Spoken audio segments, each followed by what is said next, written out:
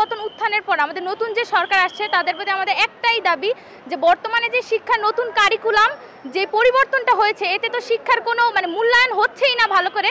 কারণ বছর শেষে যে পরীক্ষা ছিল বা বর্তমানে সব বইগুলোই এক কথায় গুজামিল, যে 2012 সালের যে বইগুলো ছিল এগুলো যদি আবার পুনরায় আনা হতো বা ওইভাবে যে যদি আমাদের শিক্ষা কারিকুলামটা চালু করা হতো তাহলে হয়তো আমাদের শিক্ষার আরও অনেক অগ্রগতি হতো। কারণ আগেকার সময় বুদ্ধিজীবীরা থাকতো, এখনকার সময় খুঁজলেও মনে হয় না 10টা বুদ্ধিজীবী বাংলাদেশে পাওয়া যাবে।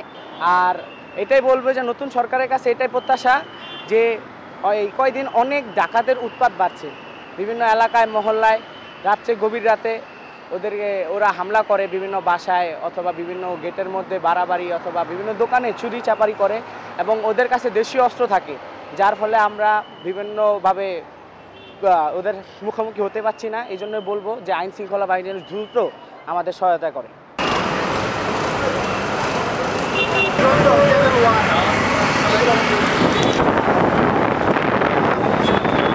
ডাকাত যে আসছে এটা নিয়ে না স্টুডেন্টরা আমাদের যে জেনজি সম্প্রদায় তারা আগে থেকে একটু সতর্ক থাকে, তো দেখা যাচ্ছে অনেক জায়গায় তারা সেটা নিয়ন্ত্রণ করতে পারছে। আর আমি এখনও ডাকাতের সেভাবে কোনো কাহিনীর সম্মুখীন হইনি, বাট যতটুকু দেখছি আমি মনে করি আর্মি এবং শিক্ষার্থীদের যে পরিচালনায় তাদের মাধ্যমে আমরা এই ডাকাতের এই সমস্যা থেকে নিরসন পাবো। আমরা সরকারি আদেশে এখানে দায়িত্ব পালন করতে আসছি। আমাদের সাথে ছাত্ররা, বিভিন্ন স্কুল কলেজের মাদ্রাসার শিক্ষকরা, মাদ্রাসার ছাত্ররা অনেক সহযোগিতা করতেছে।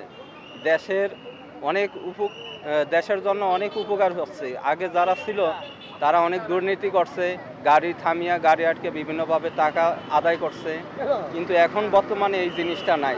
এইভাবে যদি দেশ চলে, দেশ খুব সুন্দরভাবে চলবে এবং ভবিষ্যতে যাতে এরকম গাড়ি থামিয়া ঘুষ বা মানুষের কাছ থেকে আলগা টাকা পয়সা আদায় করা এগুলি যদি না হয় তাহলে দেশ অনেক উন্নত হবে।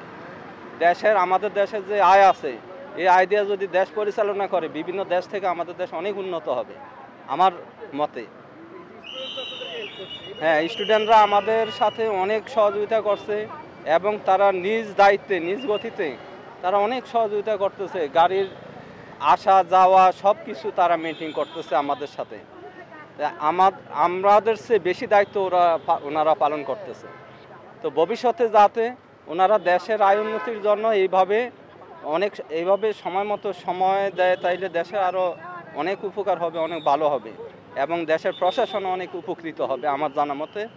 আর পুলিশ প্রশাসন যদি দায়িত্ব দেওয়া হয় তাইলে ওনারা যাতে ভবিষ্যতে পূর্বের জিনিসটা বাদ দিয়া সঠিক পথে চলতে পারে, যাতে সঠিক পথে চলে, মানুষ উপকৃত হয়। মানুষের উপকারের জন্যই তো আমাদের প্রশাসন যদি মানুষের উপকার করে তাইলে ইনশাল্লাহ দেশের কোনো সমস্যা হবে না।